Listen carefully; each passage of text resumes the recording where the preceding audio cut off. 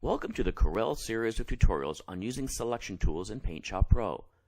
This one will cover the magical Magic Wand tool located in the Selection Tool flyout of the main toolbar.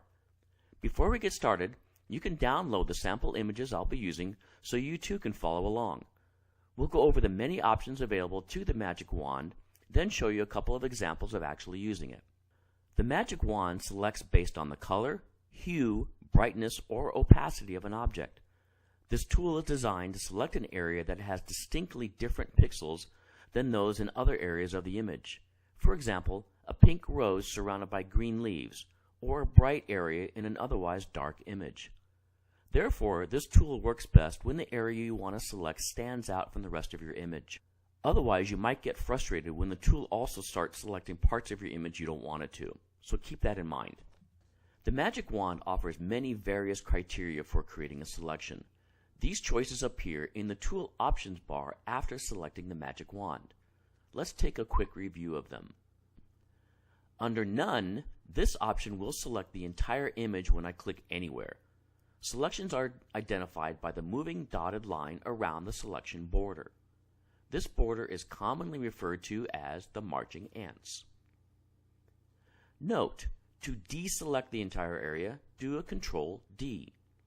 To add pixels to a selection, hold down the Shift key. To delete areas, hold down the Control key and click. Another note, the following modes will also select based on the tolerance level you've selected here. Higher tolerance levels will select more pixels.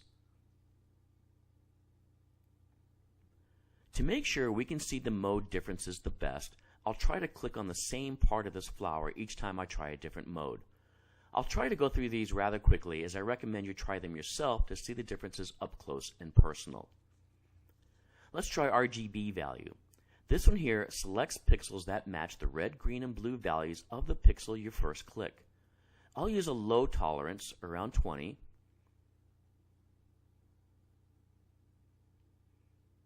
Deselect, and then use a higher tolerance of maybe around 70. A higher tolerance allows me to select almost all the yellow portion of the flower, but not the red parts. I'll deselect again. Let's try color. This one selects pixels that match the shading variations of the pixel you clicked. I'll try a high tolerance level, and then a lower tolerance level again.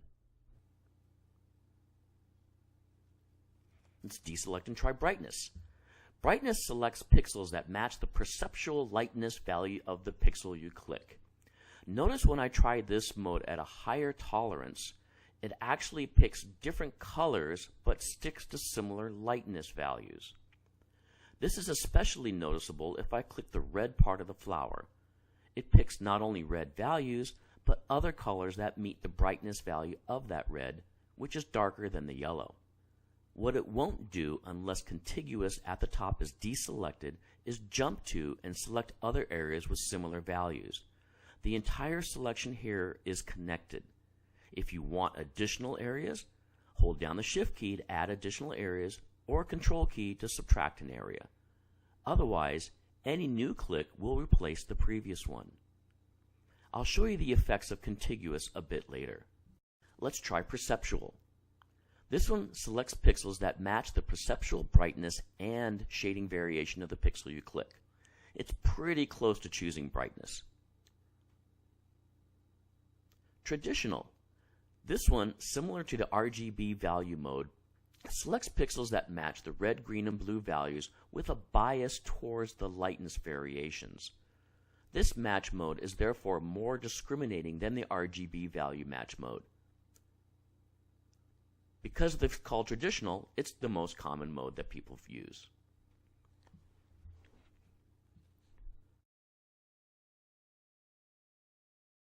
Let's try all opaque. This selects all the pixels that are not completely invisible, that is, having an opacity value of 1 or greater. Choosing this option will disable the tolerance control. If I click in this image, it selects every pixel, as every pixel has an opacity value. Under the opacity mode, this one here selects pixels that match the opacity value of the pixel you click. Great for working with transparent images. Great, so this should help you distinguish the various selection modes. You'll start getting the hang of these as you try them yourself.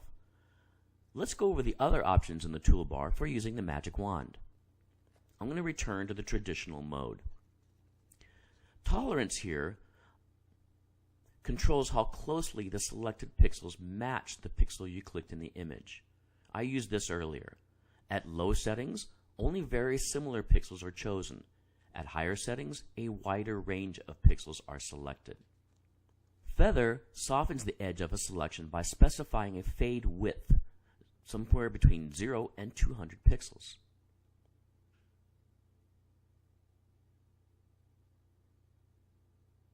Here's a comparison.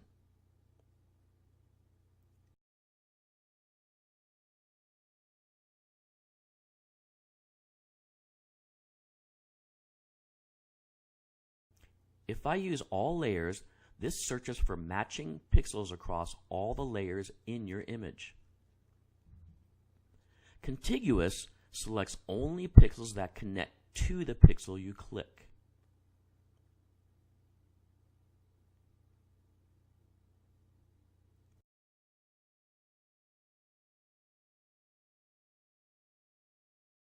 Anti-alias produces a smooth-edged selection by partially filling in pixels along the edge, making them semi-transparent. You can use this option inside or outside the selection marquee. So what's the difference between feather and anti-aliasing? Well, from what I can tell, it's oftentimes difficult to see until you zoom. Anti-aliasing makes an edge look smoother by making the pixels fade out to transparency from an edge, while feathering blurs the pixels. And one last edit option I'd like to show you is how to add really small holes to your selection that would otherwise be too small to try and shift click on.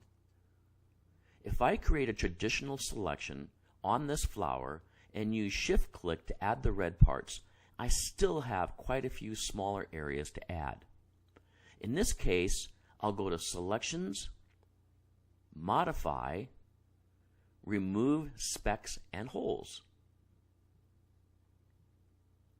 I'll start with some small areas such as 10 by 10 pixels, but it's not much help.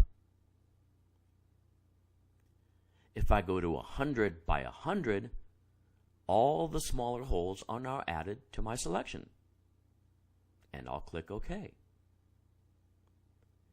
Finally, let's see how this tool works on images containing hair. I'll bring the image of the brunette woman to the forefront. In the first selection tutorial, I touched on the auto selection tool. It's so awesome that it bears repeating again. I simply draw a marquee around the woman and her hair. If there are parts I want to add or subtract, I can then return to the magic wand to do so, using the Shift key to add or the Control key to subtract. Okay, I think that does it. I'll grab the Pan tool, right-click on the image, and copy. Then I'll right-click again and choose Paste, Paste as New Image. Okay, that came out pretty well. If there are more parts to delete, you can now also use the actual eraser tool to do so. In conclusion, the best way to learn about these modes is to just experiment with them. Let Undo and Control-D become your friend and try different modes and tolerance levels. You'll soon find your favorite ones to use and how to get the results you want quickly. If you're watching this video on YouTube, you'll find a link in the description below that will take you to our tutorial page on the Discovery Center. Here you can download a written copy of this tutorial to follow along and find other helpful tutorials for working with transparencies in PaintShop Pro.